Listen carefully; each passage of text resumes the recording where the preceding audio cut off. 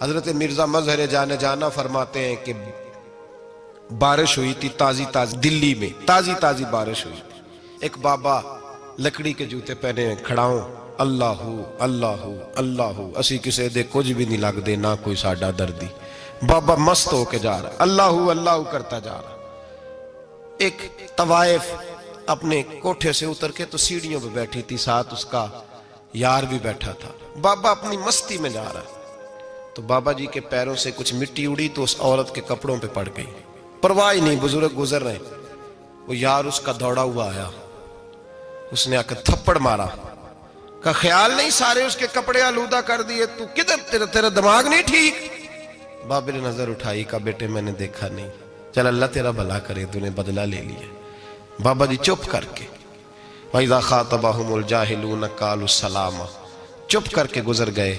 ٹھنڈ کا موسم تھا، بارش تازہ ہوئی تھی، حلوائی دودھ کاڑ رہا تھا. اس نے بٹھایا بابا جی کو پھٹے پہ، پیالہ پکڑا، دوڑ کے آگے بڑھا. بزرگ آ گئے، آئیے بیٹھیے. دودھ کا گرم گرم پیالہ شکر ڈال کے دیا. بابا جی نے دودھ پیا، پھر نظر جھکی، پھر رنگ بدلا. کہنے لگے مالک تو کتنا بے نیاز ہے، کہیں تھپڑ مرواتا ہے، کہیں دودھ پلاتا ہے. تیری بے نیازی ہے نا، ادھر تھپڑ مروایا، یہاں دودھ پلایا، تو ہی جانتا ہے تیرے رنگ کیا ہے. ابھی بابا وہیں بیٹھا تھا، دوڑے آئے پیچھے سے لوگ، شور ہوا. بابے کو دبوچ کے وہاں لے گئے جہاں اس نوجوان نے تھپڑ مارا تھا. کہا تو اللہ کا بندہ ہے، اللہ کے بندے بد دعا تو نہیں دیتے. ہوا کیا؟ کہا تو نے بد دعا دی ہے؟ کہا نہیں دی، بات بتاؤ. کہنے لگے اس نے تجھے تھپڑ مارا ہے، چھت پہ چڑھا ہے، پیر پھسلا ہے، گردن کے بل گرا ہے، منکا ٹوٹ گیا، مر گیا ہے، تو نے بد دعا دی ہے. بابا جی کہنے لگے یار میں نے تو دوسرا لفظ بھی نہیں کہا، بھلا ہو کہہ کے گزرا ہوں، میں نے نہیں بد دعا دی. کہا تو نے دی ہے تبھی تو مر گیا. کہا نہیں دی. کہا بابا تو بزرگ آدمی ہے، سچ بول. تو بابا جی کہنے لگے سچ سنو. پھر میں آ رہا تھا، میرے پیروں سے مٹی اڑی، اس کے یار کے کپڑوں پہ پڑی، اسے برا لگا، اس نے مجھے مارا. جب اس نے مجھے مارا تو میں کوئی لاوارث تو نہیں تھا، جب اس نے مجھے مارا تو میں کوئی لاوارث تو نہیں تھا. مجھے دشمنوں نہ چھیڑو، میرا ہے کوئی جہاں میں ابھی پکار لوں گا، نہیں دور ہے مدینہ. اس نے مجھے مارا تو میں کوئی لاوارث تھا کہ میرا بدلہ کوئی نہ لیتا. اس نے مجھے مارا ہے تو میرے یار کو برا لگا تو اس نے اسے مار دیا ہے، میری تو غلطی کوئی نہیں. یاروں کا جھگڑا ہے، یہ تو دوستوں کا جھگڑا ہے، یہ تو یاروں کا جھگڑا ہے، کوئی غلطی نہیں میری، کوئی غلطی نہیں. خش خش جنہ قدر نہیں میرا، اے میرے صاحب نو وڈیاں، میں تے گلیاں دا روڑا کوڑا، میں گلیاں دا روڑا کوڑا. میں نو محل چڑھایا ہے سائیاں، میں نو محل چڑھایا ہے سائیاں. فرمایا اس نے مجھے لوارث سمجھا تھا کہ تھپڑ مار کے گزر جائے، میرا کو پوچھے گا ہی نہیں. میرے رسول پاک علیہ السلام کے بارے میں رب فرماتا ہے ابھی میں تو تیرے ہوتے ہوئے کافر کو سزا نہیں دیتا کہ تو موجود ہے. یاد رکھیں حضرت فضیل بن عیاض فرماتے ہیں ایک جوان تھا، مسجد میں آیا، لوگوں سے کہنے لگا روٹی کھلاؤ. کسی نے توجہ نہ کی. اس نے کہا میں رب بتانے والا ہوں، میری طرف دیکھو تو صحیح. کسی شخص نے خیال ہی نہ کیا. پھر اس نے کہا یار تھوڑا سوچو. نمازیوں سے کہا، اہل علاقہ سے کہا، انہوں نے کہا تیری طرح کے بڑے درویش دیکھیں. مسجد کے محراب میں وہ رب کریم کا بندہ انتقال کر گیا. جب فوت ہو گیا نا، لوگوں کا مزاج ہے بیمار کو دوائی نہیں دیتے، جنازے پہ وقت پہ پہنچ جاتے. جب کوئی گر رہا ہوتا ہے تو سہارا کوئی نہیں دیتا، جب کوئی گر جاتا ہے، ٹانگ ٹوٹ جاتی ہے تو تیمارداری کو زمانہ پہنچ جاتا ہے. اور بزرگ وہ نوجوان اللہ کا نیک بندہ مسجد کے محراب میں فوت ہو گیا. حضرت فضیل ابن عیاض کہتے ہیں امام صاحب نے اعلان کیا چندہ دو، کوئی لاوارث فوت ہو گیا، کفن دینا.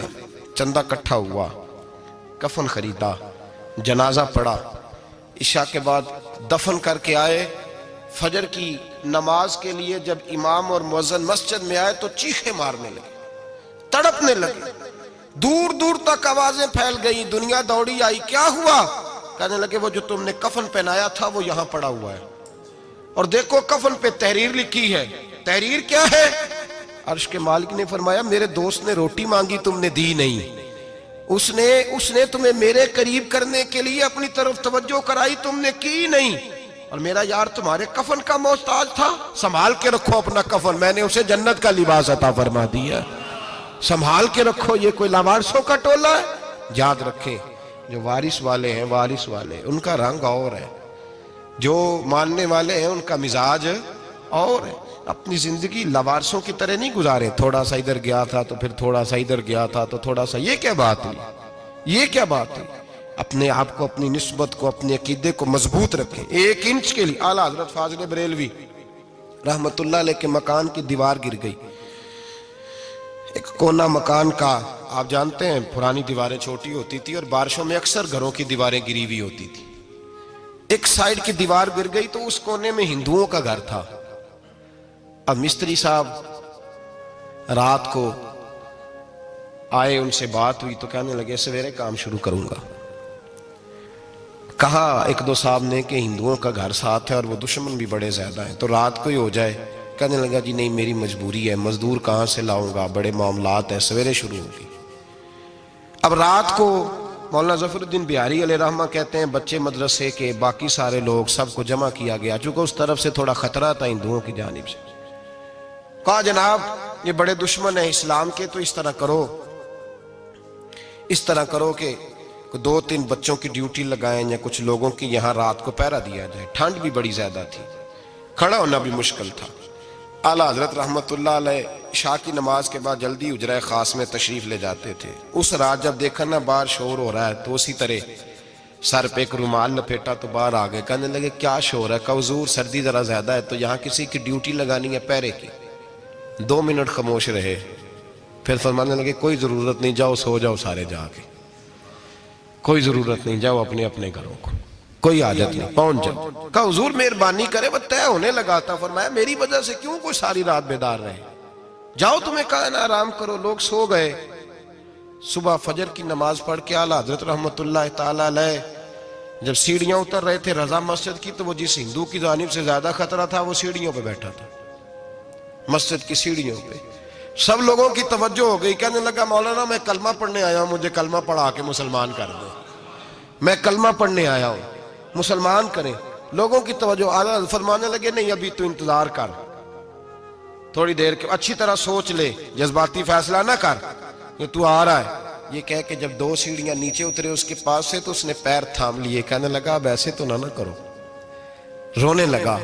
اعلیٰ حضرت رحمت اللہ نے کلمہ پڑھایا، کچھ باتوں کی نصیحت فرمائی، تشریف لے گئے۔ گھیرنے والے گھیر کے بیٹھ گئے، کہنے لگے ہمیں بھی بتا بدلہ کیسے ہے۔ کہنے لگا دیوار گر گئی، آدھی رات کے وقت، آدھی رات تک انتظار کرتا رہا، پہرے دار کوئی نہیں، تو 2 تلواریں لے کر جب میں ان کے مکان کی جانب بڑھا، میں نے کہا آج گردن کاٹوں گا اور کاٹ کر کے نکلوں گا۔ کہتا ہے جب میں قریب آیا تو 2 شیر کھڑے تھے، اوپر سے پلٹ کے آیا تو پھر کھڑے تھے، ادھر سے پلٹ کے آیا تو پھر کھڑے تھے۔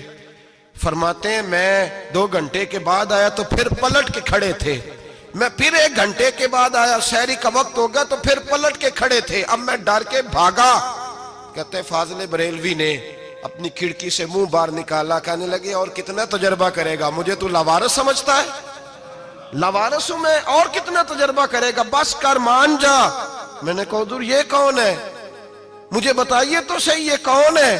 تو کہنے لگے میں نے ساری زندگی رسول اللہ کی عظمت کا دفاع کیا ہے، ساری زندگی غوث اعظم کے نعرے لگائے ہیں، ابھی تو یہ مدد صرف غوث پاک جیلانی کی بھیجی ہوئی ہے، ابھی تو غوث اعظم کی بھیجی ہوئی مدد ہے، مولا علی ابھی پیچھے ہیں، 2 جہاں کے محبوب ابھی اس سے پیچھے ہیں، وہ تو ابھی پیچھے ہیں، پیچھے کھڑے ہیں کہ ضرورت پڑی تو ہم بھی تیار بیٹھے ہیں۔ او بھائی آج رواج ہو گیا، رواج، میں نے 2-4 دن پہلے بھی کہا تھا، لوگ کہتے ہیں نہیں کوئی نہیں ضرورت، سامنے سارا کچھ نظر آ رہا ہے۔ او خدا کے بندو یاد رکھو، نسبت ہے بڑی چیز، جانے تو دو میں اگر کسی کو نسبت میسر آ گئی نا، نسبت، خالی دامن ہی مل گیا، تیرے ہاتھ میں کچھ ہے تو ہونی چاہیے نا، خالی دامن ہی تجھے کسی کا میسر آ گیا تو بچ گیا۔ اپنی نسبتوں کی حفاظت کریں، ان کو مضبوط کریں، ان پر محنت کریں، ان پر توجہ رکھیں۔ یہ نسبت جو ہوتی ہے نا، نسبت، یہ دیکھیں نا ایک گتا ہے، عام کتاب کو لگا ہوا ہے تو جہاں مرضی رکھ دو، اس کی کوئی قدر نہیں، لیکن جو گتا قرآن مجید کو لگ گیا ہے اس کو بغیر وضو چھونا جائز ہے۔ ایک پٹھے پہ اینٹ بنی ہے، جو باتھ روم میں لگ گئی وہاں بغیر جوتے کے جایا نہیں جا سکتا، اور جو مسجد میں لگ گئی وہاں جوتے پہن کے جایا نہیں جا سکتا. یہ نسبت ہے بڑی چیز. اگر میسر آئے نصیب ہو اپنی نسبت کو مضبوط کر کے رکھا کریں, اس کی جولانی کا مظاہرہ کیا کریں. اس نسبت میں روز توانائی آنی چاہیے. میں آپ کو بڑی ذمہ داری کے ساتھ ایک بات بتاتا ہوں تجربے کی. ہمیں جتنا کسی نے آ کے کہا ہے نا نسبت کے خلاف, ہماری نسبت اس سے زیادہ مضبوط ہوئی.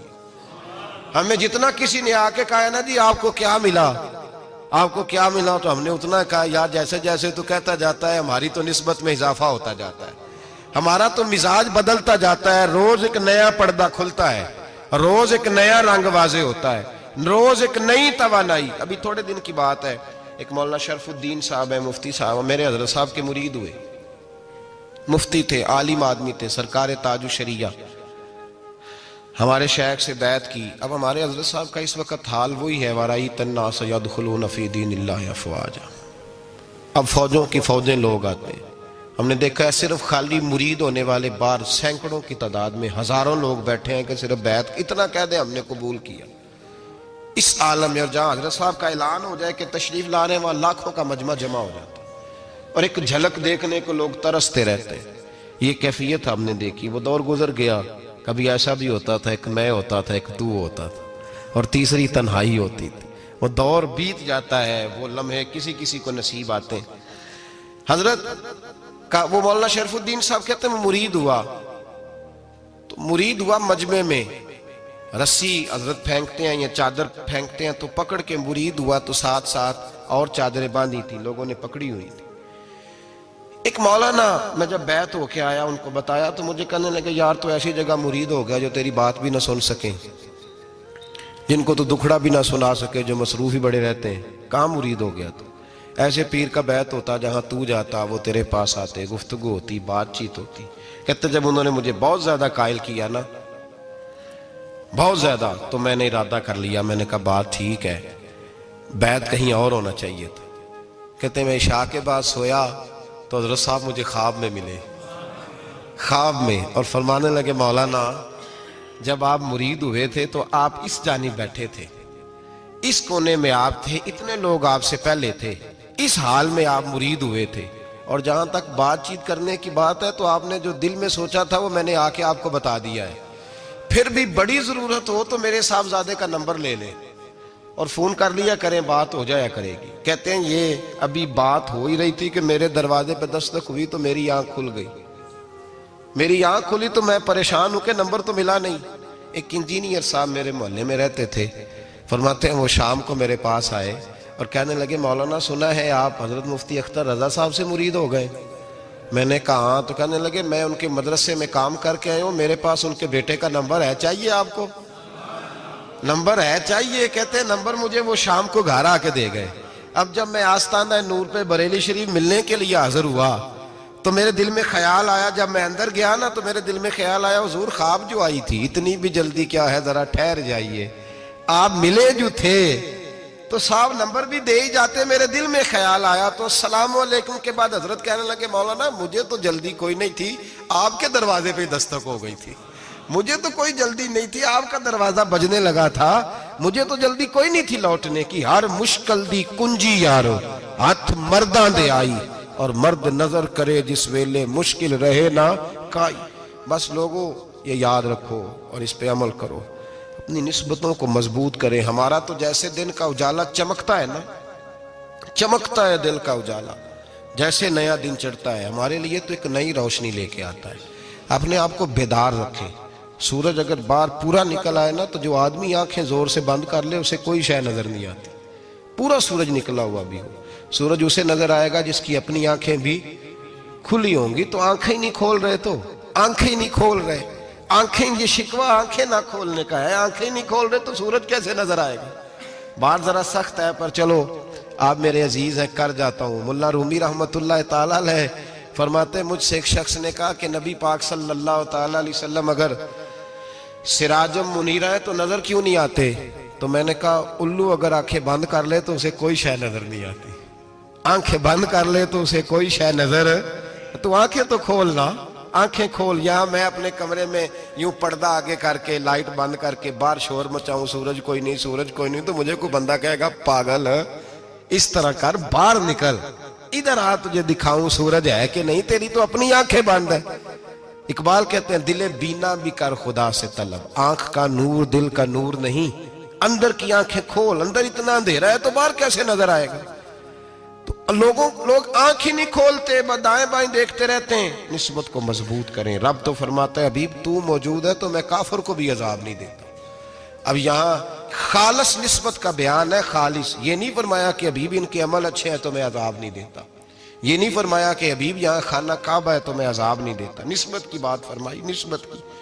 یہ نہیں فرمایا کہ حبیب یہاں روز طواف ہوتا ہے تو عذاب نہیں دیتا، یہاں تلاوت ہوتی ہے تو فرمایا حبیب تو ہے اس لیے میں انہیں عذاب۔ مدینے میں کبھی زلزلہ نہیں آیا، پتہ ہے آپ کو؟ اس لیے نہیں آیا کہ وہاں میرے مصطفیٰ کا گنبد خضرا ہے۔ کوئی فصل وہ بیجتے نہیں، کوئی فصل بوتے نہیں، وہ کوئی فصل بھی، لیکن دنیا کی ہر شے آپ کو مدینے میں ملتی ہے۔